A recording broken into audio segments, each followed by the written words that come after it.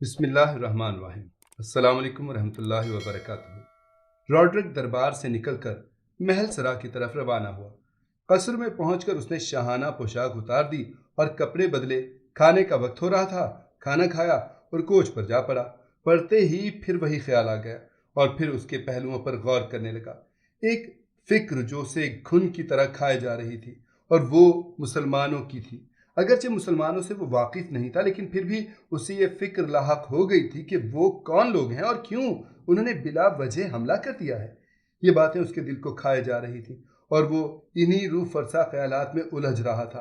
کافی وقت پڑا ہوا ہے، وہ سوچتا رہا اور غور کرتا رہا، لیکن جوں جوں وہ غور کرتا طبیعت اور زیادہ پریشان ہوتی جاتی تھی۔ اس نے اپنی خدمت کے لیے بھی مرد کو نوکر نہ رکھا تھا۔ سب عورتیں بلکہ نوخیز زاور حسین لڑکیاں تھیں۔ جب اپنے خیالات میں مستغرق تھا تو خادمائیں ریشمی پوشاکیں پہنے پرا باندھے سامنے مؤدب کھڑی تھیں۔ جب بادشاہ کئی گھنٹے گزر جانے کے بعد بھی ان کی طرف متوجہ نہ ہوا تو ان میں سے ایک شوخ نے گلا کھنکھارا۔ اس کے کھنکھارتے ہی بادشاہ کا سلسلہ تخیلات ٹوٹ گیا اور اس نے نگاہ اٹھا کر ان کی طرف دیکھا۔ لڑکیاں اس کی طرف پہلے ہی سے دیکھ رہی تھی۔ اس نے کہا، تم سب یہاں کھڑی ہو؟ ایک لڑکی نے کہا، جی ہاں۔ راڈرک، کب سے؟ لڑکی، جب سے حضور خیالات کی دنیا میں پہنچے ہیں۔ راڈرک، ہاں، آج طبیعت کچھ پریشان سی ہے۔ یہ لڑکی بادشاہ کے کچھ منہ چڑھی تھی۔ اس نے مسکرا کر کہا، فلوریڈا یاد آ رہی ہے حضور کو؟ ناظرین، آپ جان گئے ہوں گے کہ فلوریڈا کانٹ جولین کی لڑکی تھی جس کا دامن عصمت راڈرک نے چاک کر دیا تھا اور اس کا والد اس کی والدہ کی علالت کا بہانہ کر کے لے گیا تھا اور اب تک واپس نہیں بھیجا۔ نامعلوم اب اس کی والدہ کا کیا حال ہے۔ راڈرک سنبھل کر بیٹھ گیا۔ لڑکی، حضور میں نے تو سنا ہے کہ یہ سب بہانہ تھا۔ راڈرک نے حیرت سے اس کی طرف دیکھ کر کہا، بہانہ؟ کیسے معلوم ہوا تجھے؟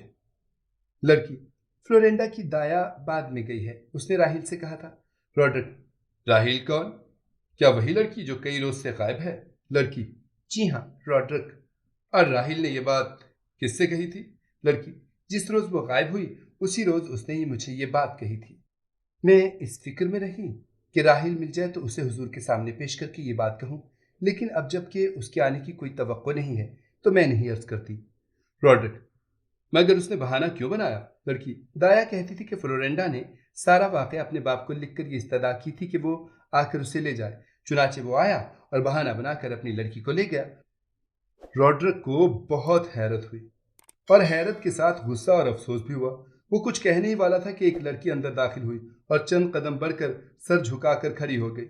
راڈرک نے اس کی طرف دیکھ کر کہا، کیا ہے؟ لڑکی نے ایک مراسلہ پیش کرتے ہوئے کہا، حضور قصر کے محافظ سپاہیوں کے افسر نے یہ مراسلہ دیا ہے۔ راڈرک، لاؤ۔ لڑکی نے بڑھ کر مراسلہ دیا۔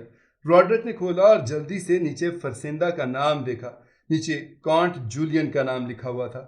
راڈرک نے بغیر مراسلے کا مضمون پڑھے کسی قدر خوش ہو کر کہا، تیرا خیال غلط نکلا، دیکھ یہ جولین کا مراسلہ آیا ہے۔ شاید فلورینڈا کی والدہ ابھی اس نے پڑھنا شروع ہی کیا تھا۔ لکھا تھا، او مغرور سحکار بادشاہ، تو نے میری بیٹی کی عصمت تاراج کر کے خاندان گاٹھ کی توہین کی ہے۔ ہوشیار ہو جا کہ میں نے تجھ سے انتقام لیے بغیر چین نہیں لینا اور اس وقت تک دم نہیں لوں گا کہ جب تک تیرے قصر حکومت کو گرا نہ دوں اور تجھے عدم آباد نہ پہنچا دوں۔ جب میں فلورینڈا کو واپس لایا تھا اس سے چلتے وقت خاص قسم کے شکاری بازوں کی فرمائش کی تھی۔ میں تیری خواہش پوری کرنے کے لیے ایسے باز لایا ہوں جو تیری رعایا فوج اور تیرا بھیجا تک کھا جائیں گے۔ بتا دوں کہ وہ شکاری باز کون ہیں؟ وہ شیران اسلام ہیں۔ وہ شیران اسلام کے جس ملک میں ان کے قدم گئے انہوں نے اسے فتح کیے بغیر نہ چھوڑا۔ وہ جزیرہ سب سے آگے بڑھ رہے ہیں اور تیرے سپہ سالار تدمیر کو شکست دے چکے ہیں۔ سنبھل جا کیونکہ تیری سیاہکاری کا انجام قریب ہے۔ Can't Julian. راڈرک اس مراسلے کو پڑھتا جاتا تھا اور اس کا چہرہ غصے سے سرخ ہوتا جاتا تھا۔ اس نے سب کچھ پڑھ کر اس لڑکی سے جو مراسلہ لائی تھی پوچھا، اس افسر کو لاؤ جو یہ مراسلہ لایا ہے۔ لڑکی چلی گئی۔ بادشاہ فرتے غیظ و غضب سے اپنے ہونٹ کاٹنے لگا۔ تمام لڑکیاں اس کی یہ کیفیت دیکھ کر دم بخود ہو کر رہ گئیں اور کسی کو کچھ دریافت کرنے کی جرت نہ ہوئی۔ تھوڑی دیر میں ایک شخص فوجی لباس پہنے حاضر ہوا۔ اس نے زمین پر گر کر سلام کیا اور جب اٹھا تو راڈرک نے دریافت کیا، کیا تم جانتے ہو یہ مراسلہ کس کا ہے؟ افسر، نہیں۔ راڈرک، کون لایا تھا اسے؟ افسر ایک سوال، رॉड्रिक کتنی دیر ہوئی ہے جب وہ مراسلہ تم کو دے کر گیا تھا؟ افسر بہت دیر ہوئی ہے۔ رॉड्रिक تم نے فوراً کیوں نہ پیش کیا؟ افسر مجھے بتایا گیا تھا کہ عالم پناہ آرام گاہ میں ہے۔ رॉड्रिक اس وقت اس نے جواب کے متعلق کچھ نہیں کہا؟ افسر نہیں حضور، وہ عجلت میں تھا، مراسلہ دیتے ہی چلا گیا۔ رॉड्रिक ضرور چلا گیا ہوگا، مردود، اچھا تم جاؤ۔ افسر چلا گیا۔ رॉड्रिक کو اب ایک اور فکر لاحق ہو گئی تھی، گویا اب وہ اسیر پریشانی ہو کر رہ گیا۔ وہ اسی الجھن میں تھا کہ چند اور مہوشین داخل ہوئیں اور انہوں نے دل ربانہ انداز میں سر جھکا لیے۔ رॉड्रिक نے استفسار کیا، کیا ہے؟ ان میں سے ایک نے کہا، اہلیہ حضرت ملکہ تشریف لا رہی ہیں۔ رॉड्रिक یہ سن کر اور بھی پریشان ہو گیا اور مراسلہ دیکھنے لگا جو ابھی ابھی آیا تھا۔ وہ اسے تلاش کر رہا تھا تاکہ اسے چھپا دے، لیکن چونکہ اس کے حواس منتشر ہو گئے تھے اس لیے اسے نہ ملا۔ فوراً ہی ملکہ آ گئی اور وہ اس کے استقبال کے لیے کھڑا ہو گیا۔ ملکہ نو عمر تھی، زیادہ سے زیادہ 20 سال کی عمر تھی۔ اس کے گلے میں ایک توق تھا جس میں بیش قیمت موتی اور لال جڑے ہوئے تھے، وہ چمک رہا تھا اور اس کی چمک سے اس کا چہرہ خیرہ ہو رہا تھا۔ اس ملکہ کا نام نائلہ تھا۔ دنیا بھر میں اس کے حسن کی مثال نہیں تھی اور اس کی بے مثال توق کی شہرت تھی۔ رॉड्रिक نے بڑھ کر پیار کیا اور اس کا ہاتھ اپنے ہاتھوں میں لے لیا اور اس کے بعد دونوں کرسیوں پر بیٹھ گئے۔ اتفاق سے نائلہ کی نظر اسی مراسلے پر پڑ گئی جو کوچ پر رکھا تھا۔ یہ وہی مراسلہ تھا جسے چھپانے کے لیے رॉड्रिक نے تلاش کیا تھا اور باوجود ڈھونڈنے کے نہ ملا تھا۔ نائلہ نے کہا، یہ کس کا مراسلہ ہے؟ یہ سنتے ہی رॉड्रिक کا رنگ فخ ہو گیا اور وہ کچھ جواب نہ دے سکا۔ نائلہ اسے دیکھنے کے لیے اٹھی۔ رॉड्रिक گھبرا گیا اور اس نے کہا، رہنے دیجیے، یہ مراسلہ آپ کے دیکھنے کا نہیں ہے۔ نائلہ نے ضد کرتے ہوئے کہا، میں تو ضرور دیکھوں گی۔ اس کے کہنے کے ساتھ ہی اس نے بڑھ کر وہ مراسلہ اٹھا لیا۔ رॉड्रिक شرم و خوف بھری نگاہوں سے نائلہ کو دیکھنے لگا۔ نائلہ نے مراسلہ کھولا۔ وہ ابھی اسے پڑھنے بھی نہ پائی تھی کہ رॉड्riک نے لجاجت آمیز انداز میں کہا، میری زوجہ تم اسے نہ پڑھو۔ انسان کی یہ فطرت ہے کہ جس چیز سے منع کرو اس کو ضرور ہی کرے گا۔ لہٰذا نائلہ کو جتنا رॉड्riک منع کرتا تھا اتنا ہی اسے اس کے دیکھنے کا شوق بڑھ رہا تھا۔ نائلہ نے سنا ہوا تھا کہ رॉड्riک حوث پرست بدکار ہے، لیکن ابھی تک اسے اس کی نسبت تصدیق نہیں ہوئی تھی۔ رॉड्riک نائلہ سے اس لیے بھی ڈرتا تھا کہ پادریوں کی جماعت اس کی پشت پر تھی۔ اس زمانے میں اندلس کے اندر پادریوں کا بڑا زور تھا۔ ان مذہبی لوگوں کی ایک بڑی جماعت قائم ہو گئی تھی اور اس جماعت نے عوام کے دلوں میں کافی اثر و رسوخ پیدا کر لیا تھا۔ بادشاہ کے احکام کی ان کے سامنے کوئی وقت نہیں تھی۔ رॉड्riک سے پہلے اندلس کا بادشاہ جنڈرا تھا۔ وہ خاندان گاتھ سے تھا۔ گاتھ ان مشہور وحشی قوموں میں سے ایک قوم تھی جنہوں نے روما کی زبردست سلطنت کو تخت و تاراج کر دیا تھا۔ گاٹھ ایک ایشیائی قوم تھی جس کی دو شاخیں ہو گئی تھیں، ایک اسٹروگاتھ مشرقی گاتھ، یہ ابطالیہ پر مسلط ہو گئی، اور دوسری ویزی گاتھ مغربی گاتھ جو اندلس پر حکمران ہو گئی تھی۔ شاہ ڈینڈرا ویزی گاتھ سے تھا۔ اس نے جب دیکھا کہ ملک میں پادریوں کا اقتدار روز افزوں ترقی پر ہے تو وہ ان کی بیخ کنی کے درپے ہو گیا۔ اس میں شک نہیں کہ ڈینڈرا رحم دل تھا اور رعایا کے ہر فرد کو خواہ وہ کسی قسم کا اور کسی طبقے کا کیوں نہ ہو ایک نظر سے دیکھتا تھا۔ اس کی یہی بات پادریوں کو ناگوار گزرتی تھی۔ اندلس میں یہودی اور عیسائی دو قومیں آباد تھیں۔ پادری یہودیوں کو مقہور و ذلیل کرتے تھے۔ ڈینڈرا کو ان کی یہ بات بری معلوم ہوتی تھی اور وہ مظلوم یہودیوں کی طرفداری کر جاتا تھا۔ پادریوں نے اس بادشاہ پر یہود نوازی کا الزام لگا کر اسے تخت سے معزول کر دیا تھا اور رॉड्riک کو پادریوں کی بدولت تخت نصیب ہوا تھا۔ اس کی ملکہ نے پادریوں کی جماعت کو اپنے ساتھ کر لیا تھا۔ یہی وجہ تھی کہ رॉड्riک اس سے ڈرتا تھا، کیونکہ اسے خوف تھا کہ کہیں نائلہ اسے بھی ڈینڈرا کی طرح پادریوں سے معزول نہ کروا دے۔ نائلہ نے ضد کے لہجے میں کہا، میں اسے ضرور پڑھوں گی۔ رॉड्riک لیکن تم اسے پڑھ کر رنجیدہ ہوگی۔ نائلہ یہ تو میں جانتی ہوں۔ رॉड्riک مگر عقل مندی نہیں ہے کہ انسان جان بوجھ کر غم و فکر اٹھائے۔ نائلہ لیکن مجبوری۔ رॉड्riک تم کو کوئی مجبور نہیں کر رہا۔ نائلہ یہ مراسلہ ہے کس کا؟ رॉड्riک کانٹ جولین کا۔ نائلہ کیا لکھا ہے اس میں؟ رॉड्riک اگر یہ بات بتانے کی ہوتی تو منع کیوں کرتا پڑھنے سے؟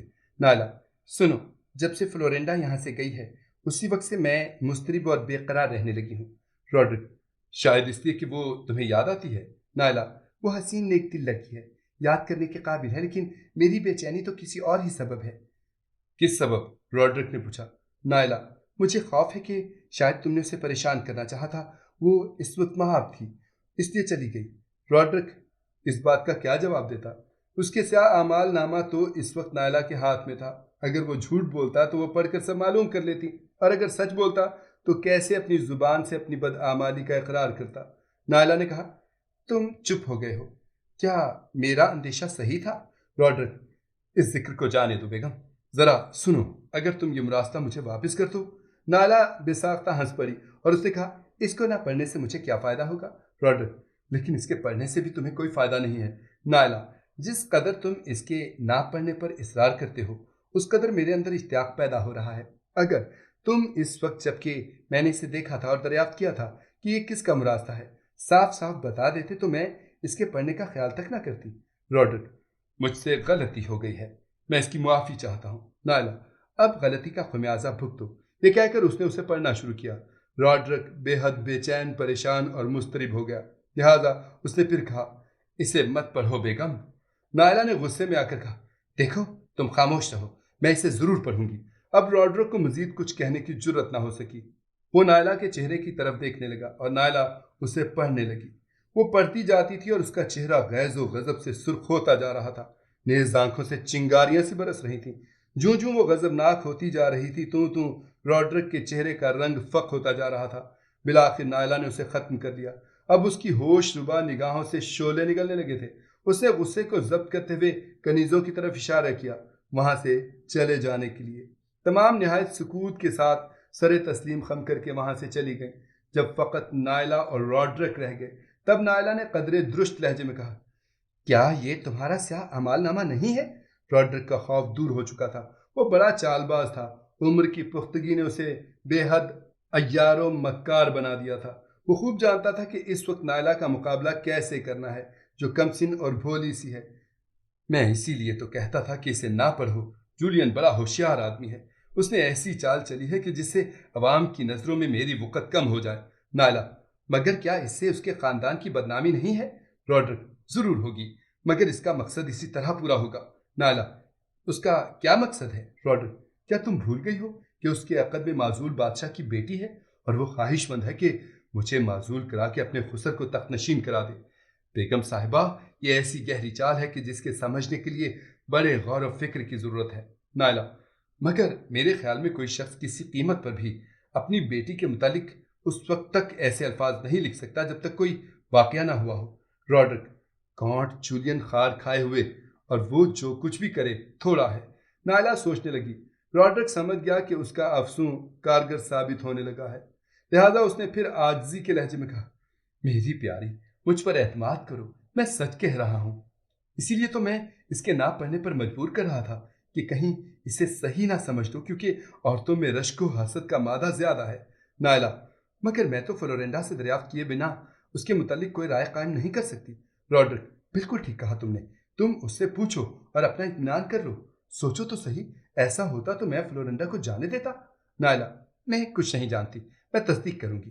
روڈرک، میں بھی یہی کہتا ہوں کہ ضرور تصدیق کرو، لیکن خفیہ خفیہ، کیونکہ اعلانیہ تصدیق کرنے میں رسوائی کا خدشہ ہے۔